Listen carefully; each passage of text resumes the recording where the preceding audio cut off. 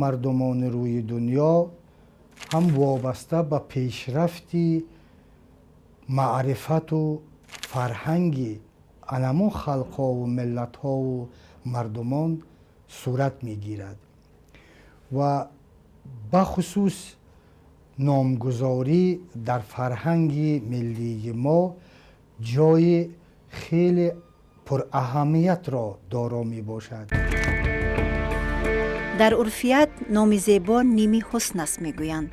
از این رو یکی از رسالت و مسئولیت و وظیفه های پدر و مادر پیش فرزند گذاشتن نام خوب و خوشایند و نیک است. شیرازه تاریخ گواه بر آن است که گذاشتن نام برای فرزند میان مردمان ما خیلی جدی صورت می گرفت. همین است که با مراجعت به مأخذ و سرچشمه های تاریخی ما نام های واقعا زیبا و پرمعنا را وامی خوریم. از قدیم الایام اجدادان ما به این رسالت ملی و فرهنگی خود اهمیت مخصوص می دادند و به آن ارج هم می گذاشتند. زیرا اگر نام درست، خوشایند و یک نوع مضمون خوب داشته باشد، برای فرزند از پدر و مادر بهترین تحفه محسوب می شود. در میان تاثیر حادثه های تاریخی، تاثیر زبان های عربی و ترکی و مغولی نیز و فرهنگ ما از جمله فرهنگ نامگذاریمان تاثیر گذاشت. همکنون بسیاری از پدر و مادران به معنی و مضمون نام‌های بیگانه سرفهم نرفته فرزندشان را نامگذاری می‌کنند که واقعاً می‌تواند در آینده شرم‌آور باشد. هنوز اسکندر مقدونی این ملک ما را تصرف کرده بود و یک دولتی به نام یونان و باختر در اینجا مستقر شده بود.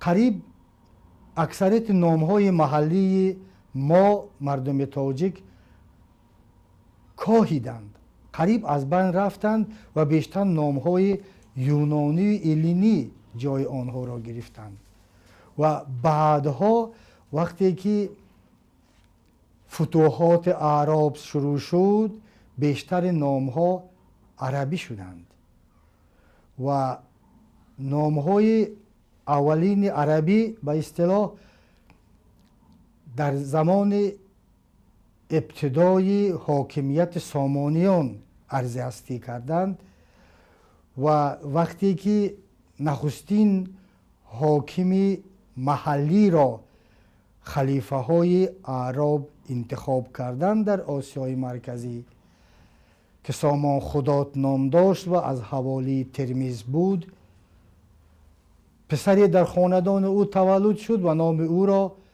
به خاطر خلیفه عرب اسد نام گذاشت که نخستین نام عربی پیدا شد.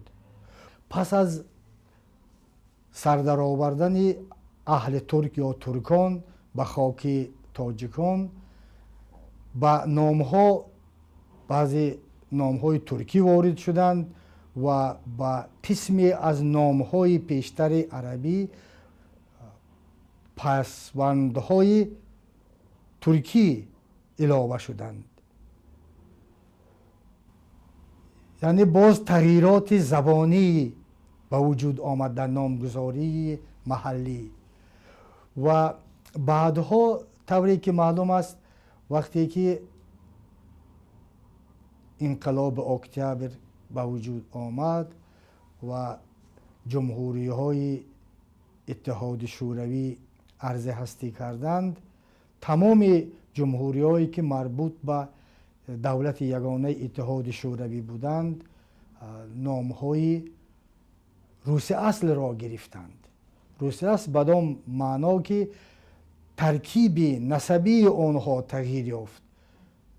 با کلمه ها با نام نسب آنها اوو، یو، اوویچ، یویچ علاوه شد که بعضی نام های خوشایند است و بعضی نام های ناپسند. سبب عرض هستی نمودن چنین نام ها یا که ورود شدن چنین نام های ناپسند هم یک تقاضای تاریخی بود، یک تقاضای یا که ضرورت اجتماعی بود، نه از نافهمی مردم. ببینید که در عائله هایی که یا که در خاندانی که بسیار وقتا آنها فرزندان خودشان را از دست میدادند، آنها به فتیشیزم رو می آوردند، یعنی که آنها از نام اصلی فرزند خودشان گریز می کردند، آن را مخفی نگاه می داشتند تا که قوه های اهریمنی از آن بیخبر مانند و به فرزند آنها زیانی نرسانند. به همین خاطر مردم بیچاره رو آوردند به نامهای کلوخ، سنگ. دو نام می گذاشتند، یکی نام اصلی و دیگری نام جعلی، یعنی که همین نامی که قوه های اهریمنی را، دیو و پری و اجنه و اینها را از اون خاندان دور میکرد که در اینجا فرزندی به دنیا نه آمده است، یعنی پنهان میکردن اونها را.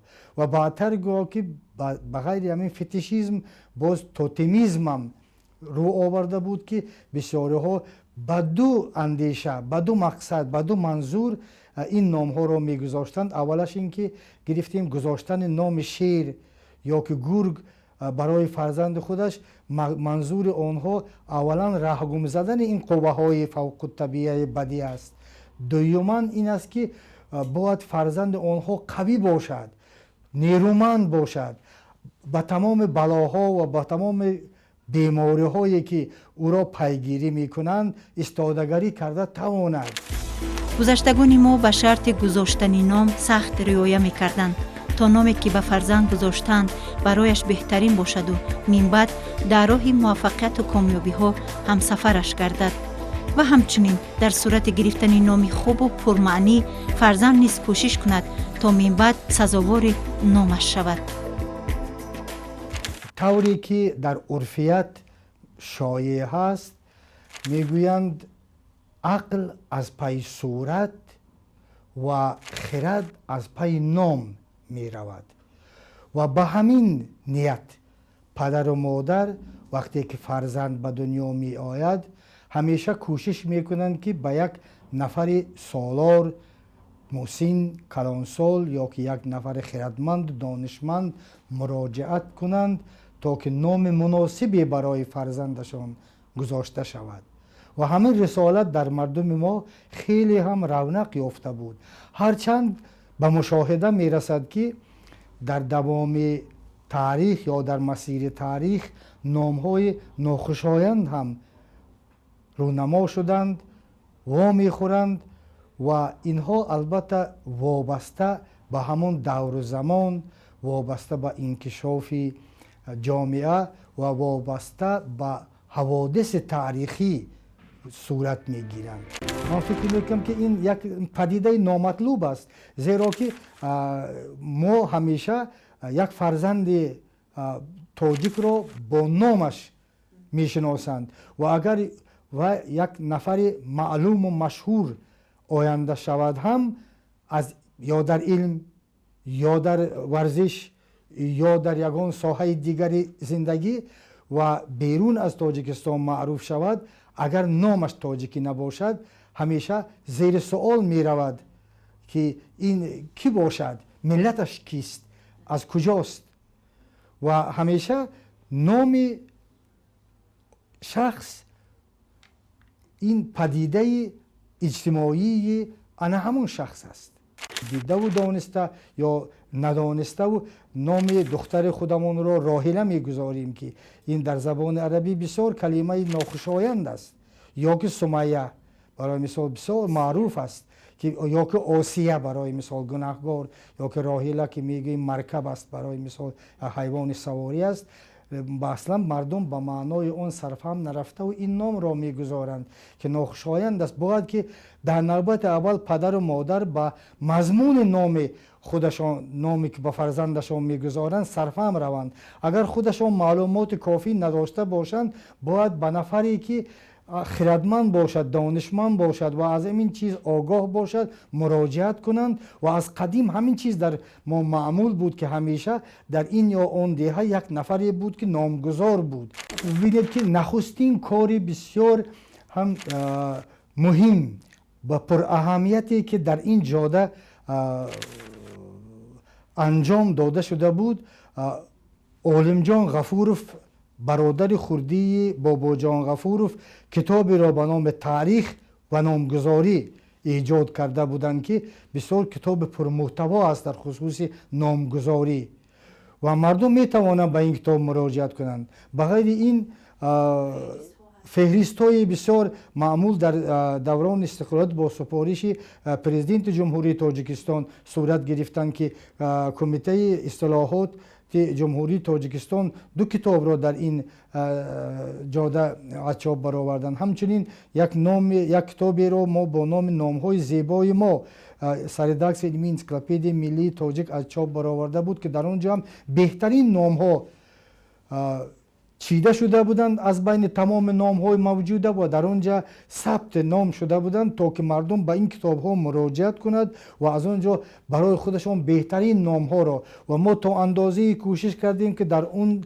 کتاب به معنای نام‌ها نیز دخالت کنیم و همچنین درباره نسب سازی نام‌ها هم یک معلومات داده توانیم. باید طوری نامگذاری کنیم و نسب گذاری کنیم که به همون شکلا یا که به همون زینه های نام طلبات بین المللی باید که موافقت باشند و ما مجبور هستیم که از اون دایره هم پای بیرون نگذاریم. این هم یک مشکلی هست.